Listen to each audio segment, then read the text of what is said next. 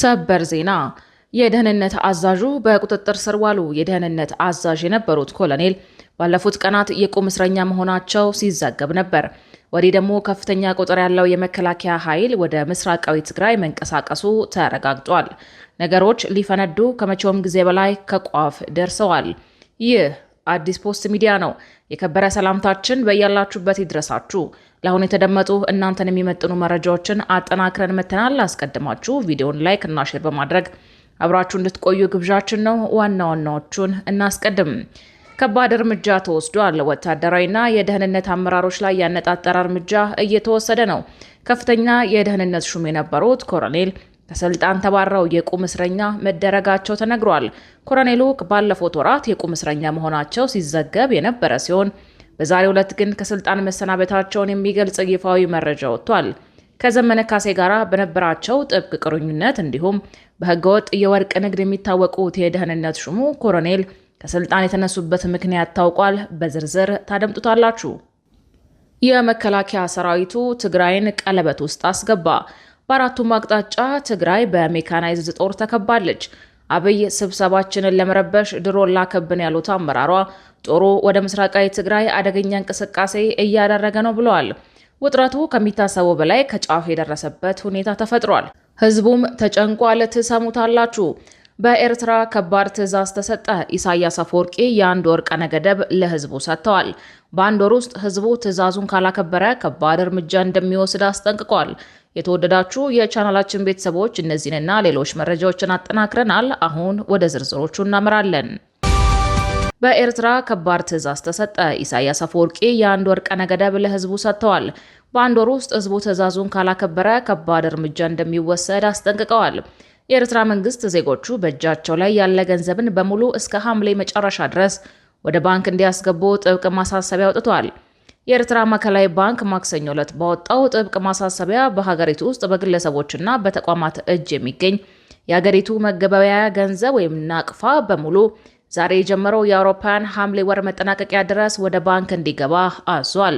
የኤርትራ ባንክ ባወጣው መግለጫ እያንዳንዱ ዜጋና ተቋም የመጠቀም መብት ያለው የሀገሪቱ ብሔራዊ ገንዘብ የሆነው ናቅፋ ብቻ መሆኑን በመጥቀስ ለየትኛውም ልውውጥ በገንዘቡ ብቻ መጠቀም ግዴታ እንደሆነ ገልጿል። ስለዚህም ዜጎችና ተቋማት ያላቸውን ገንዘብ በሙሉ ወደ ባንክ እንዲያስገቡ፣ ከዛ ውጭ ግን ግለሰቦችና ተቋማት ገንዘብ በይዞታቸው ውስጥ ማቆየት ህገወጥ መሆኑን አስጠንቅቀዋል። በዚህም መሰረት ሁሉም ያላቸውን ገንዘብ ወደ ባንክ እንዲያስገቡ፣ በተጨማሪም የባንክ ሂሳብ የሌላቸው ሰዎች ወይም ተቋማት እስከ ሐምሌ መጨረሻ ድረስ ያላቸውን ናቅፋ አዲስ አካውንት በመክፈት እንዲያስቀምጡ መመሪያ ተሰጥቷል። ነገር ግን ይህንን መመሪያ በማያከብሩና ገንዘባቸውን በተሰጠው የጊዜ ገደብ ውስጥ ወደ ባንክ በማያስገቡ ግለሰቦችና ተቋማት ላይ ጥብቅ ህጋዊ እርምጃ እንደሚወስድ ማዕከላዊ ባንኩ አስጠንቅቋል። በተቀመጠው የጊዜ ገደብ የወጣው መመሪያ ተግባራዊ በማያደርጉት ላይ ይወሰዳል የተባለው ህጋዊ እርምጃ ምን እንደሆነ እየተገለጸ ነገር የለም። ይህ አዲስ መመሪያ የኤርትራ መንግስት በውጭ ምንዛሬ ተመን፣ በገንዘብ ዝውውርና በፍጆታ እቃዎች ላይ ለአስርታት ሲያካሂድ ከቆየው ጥብቅ ቁጥጥር ጋር የሚዛመድ ነው። ከ10 ዓመት በፊት የኤርትራ መንግስት አዲስ የመገበያያ ገንዘብ አሳትሞ ባሰራጨበት ጊዜ በለውጡ ሂደት በህዝቡ እጅ የነበረውን ጥሬ ገንዘብ በሙሉ ወደ ባንክ እንዲገባ አድርጎ ነበር። በወቅቱ የኤርትራ መንግስት የገንዘብ ለውጡን ያደረገው ህገወጥ የገንዘብ ዝውውርን ለመቆጣጠርና የአገሪቱን ምጣኔ ሀብት ለማረጋጋት ነው ሲል ምክንያት ሰጥቶ ነበረ። በገንዘብ ለውጡ ሂደት ወደ ባንክ የገባውን ገንዘብ መቆጣጠር የቻለው መንግስት ከዚያን ጊዜ ጀምሮ ማንኛውም የኤርትራ ዜጋ በሚያንቀሳቀሰው ገንዘብ ላይ ጥብቅ ገደብ ለመጣል ችሏል። በዚህም መሰረት በኤርትራ ውስጥ በሚገኝ ባንክ ገንዘብ ያላቸው ሰዎች ከባንክ ሂሳባቸው በአንድ ወር ውስጥ ማውጣት የሚችሉት 5000 ናቅፋ ብቻ እንዲሆን ተገድቧል። የምጣኔ ሀብት ባለሙያዎች እንደሚሉት ይህ በዜጎች የገንዘብ እንቅስቃሴ ላይ የተጣለው የመጠን ገደብ በህዝቡ የንግድ ልውውጦችና የዕለት ተዕለት ህይወት ላይ ከፍተኛ ተጽዕኖ በማሳደር የኢኮኖሚ እንቅስቃሴን እያጓተተ ነው።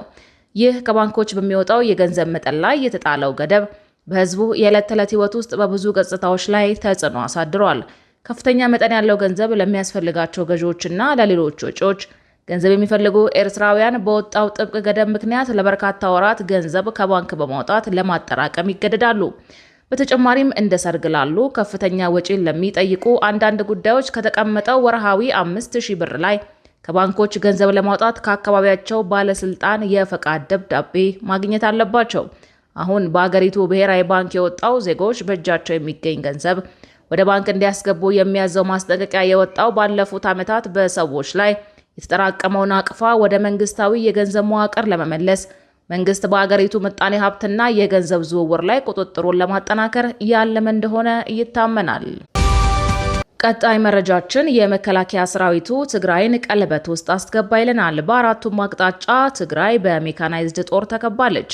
አብይ ስብሰባችንን ለመረበሽ ድሮን ላከብን ያሉት አመራሯ ጦሩ ወደ ምስራቃዊ ትግራይ አደገኛ እንቅስቃሴ እያደረገ ነው ብለዋል። ውጥረቱ ከሚታሰበው በላይ ከጫፍ የደረሰበት ሁኔታ ተፈጥሯል። ህዝቡም ተጨንቋል። የህወሓት ከፍተኛ አመራር የሆኑት ፈትለወርቅ ገብረ እግዚአብሔር ወይም ሞንጀሪኖ መከላከያ ትግራይን እየከበበ ነው ብለዋል። ሞንጀሪኖ በመግለጫቸው ህወሓት በምንም አይነት ሁኔታ በትግራይ ህዝብ ጥቅም አይደራደርም በማለት ሁሉም ቁርጡን ይወቀው ብለዋል። ህወሓት በምንም አይነት ሁኔታ በትግራይ ህዝብ ጥቅም እንደማይደራደር የገለጹት ኃላፊዋ ከፌዴራል መንግስት ጋር ለመነጋገር ወደ አዲስ አበባ የማቅናት ፍላጎት የለም ብለዋል። ይሄንኑ አቋማቸውን ወደ አዲስ አበባ በመሄድ የሚመጣ ለውጥ የለም፣ የመሄድ ፍላጎት እንደሌለንም ማስታወቃቸዋል ሲሉ ገልጸዋል። በመላው ኢትዮጵያ ጸረ ሰላም ያለው ኃይል በስልጣን ላይ ያለው ኃይል ነው ሲሉ ሞንጀሪኖ ከባድ ውንጀላ አሰምተዋል። ኢትዮጵያን ከመበታተን እንድትታደግ በኃይል የሚገዛው የብልጽግና ስርዓት አደብ እንዲገዛ ለዓለም አቀፉ ማህበረሰብ ጫና እንዲያደርግ በተደጋጋሚ ስንገልጽ መጥተናል።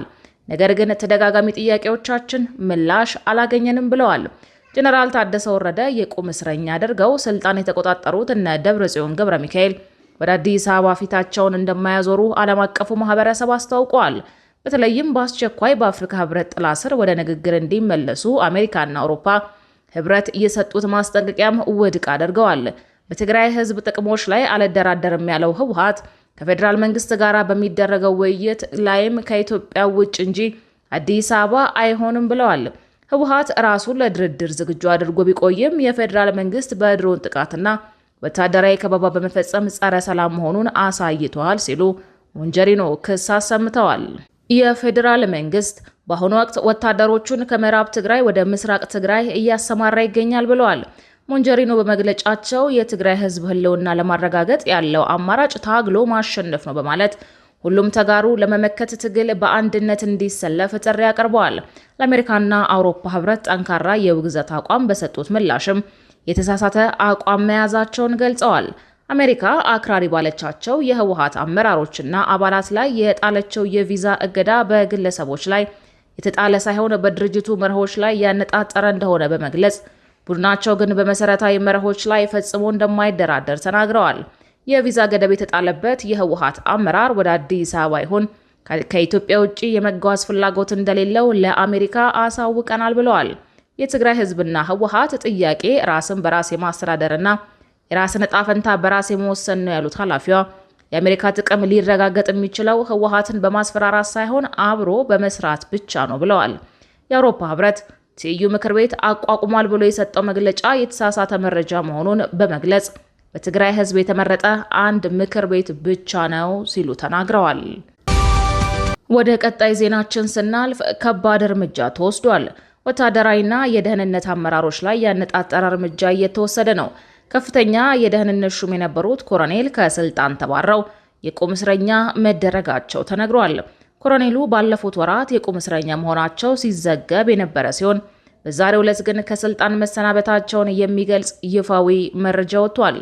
ከዘመነ ካሴ ጋር በነበራቸው ጥብቅ ቁርኝነት እንዲሁም በህገወጥ የወርቅ ንግድ የሚታወቁት የደህንነት ሹሙ ኮሎኔል ከስልጣን የተነሱበት ምክንያት ታውቋል። በደብረጽዮን ገብረ ሚካኤል የሚመራው ህወሓት አሉኝ ከሚላቸው ቁልፍ ወታደራዊ አመራሮች መካከል የደህንነት አለቃው ኮሎኔል ተወልደ ገብረ ትንሳኤ ወይም እንበብ ከስልጣን ተነስተዋል። ኮሎኔሉ በሰርጎ ገብነት ተጠርጥረው ከኃላፊነታቸው ከተነሱ በኋላ እንደ ጀነራል ታደሰ ወረደ የቁም እስረኛ መሆናቸውን ለጉዳዩ ቅርበት ያላቸው ምንጮች እየገለጹ ነው። የህወሓትን የደህንነት ሰንሰለት በበላይነት ሲመሩ የቆዩት ኮሎኔል ተወልደ ከስልጣን የተነሱት ለ4 ኪሎ መረጃ እያቀበሉ ነው በሚል መሆኑ ተጠቁሟል። ኮሎኔሉ ጥብቅ ወታደራዊ መረጃዎችን ለፌዴራል መንግስት አሳልፈው በመስጠትና ከራሱ ከህወሓት አፈንግጠው ከወጡ ሰዎች ጋር የግንኙነት መስመር አላቸው በሚል ተጠርጥረዋል። ኮሎኔሉ ከኃላፊነታቸው ከተነሱ በኋላ የቁም እስረኛ መሆናቸውን የሚያመላክቱ መረጃዎች እየወጡ ነው። የደህንነት አለቃው ከስልጣን በወረዱ ማግስት መኪናቸውን ተቀምተው ጠባቂዎቻቸውም ተነስተው በቤታቸው ለመቀመጥ መገደዳቸው ተገልጿል። በዚህም ከቤታቸው ውጪ መንቀሳቀስ እንዳይችሉ መደረጋቸው የተገለጸ ሲሆን የቅርብ ሰዎቻቸውን እየተሳደዱ ነው ተብሏል። ከኮሎኔሉ ጋር ግንኙነት አላቸው ተብሎ የሚጠረጠሩት አቶ ኢሳያስ ታደሰ የተባሉ የጀነራል ታደሰ ወረደ ጊዜያዊ አስተዳደር ሹመኛም መሻራቸው ተገልጿል። ወዲህ ደግሞ የትግራይን ወጣት ክልሉን ጥሎ እንዳይወጣ ጥብቅ ቁጥጥር እንዲደረግ የትግራይ ክልል ፖሊስ ኮሚሽን አቅጣጫ ሰጥቷል። የክልሉ ፖሊስ አዛዥ ይህደጉ ስዩም የትግራይ ወጣት በውስጥና የውጭ ጠላቶች ሴራ ከእጃችን እየወጣ ነው በማለት በአስቸኳይ ቁጥጥር እንዲደረግም አዘዋል።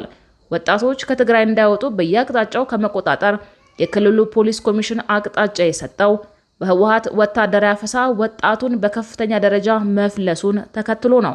ህወሓቶች እንዳሰቡት ወጣት ማግኘት ባለመቻላቸው በየመንደሩ የተደበቀውን ወጣት ለመልቀም ከትግራይ እንዳይወጣ መንገድ መዝጋት ጀምረዋል መባሉ ይታወሳል። የፖሊስ አዛዡ ይህደጎ ወጣቱ ትውልድ ክልሉን ለቆ እየወጣ ያለው በራሱ ፍላጎት ሳይሆን የውስጥና የውጭ ጠላቶች ሴራ ነው ሲሉ መናገራቸው ተሰምቷል። ወጣቱ በክልሉ ሰርቶ ራሱን መለወጥ እየቻለ እንዲሰደድና እንዲፈናቀል እየተደረገ ያለው በተቀናጀ ሴራ በመሆኑ በቅርቡ መፍትሄ ያገኛል ብለዋል። በውስጥና በውጭ ያሉ ጠላቶች ሆን ብለው የትግራይን ህዝብ ለማሸበር አልመው ጦርነት ሊነሳ ነው የሚል የሐሰት ወሬን እየነዙ ወጣቱ ከሀገሩ እንዲወጣና ለህገ ወጥ ስደት እንዲጋለጥ ተደርጓል ብለዋል። ይህንን ሴራ ጥብቅ ክትትል አድርጎ ሙሉ ለሙሉ ለመቆጣጠር ከሌሎች የሚመለከታቸው አጋር የጸጥታ አካላት ጋር በተቀናጀ ሁኔታ ስራ እየተሰራ መሆኑን አስረድተዋል። ክቡራትና ክቡራን የአዲስ ፖስት ሚዲያ ቤተሰቦቻችን ለሰዓቱ የተዘጋጁት መረጃዎች እነዚህን ይመስሉ ነበር። መረጃዎቻችንን እስከ ፍጻሜው ድረስ ስላደመጣችሁ ከልብ እናመሰግናለን።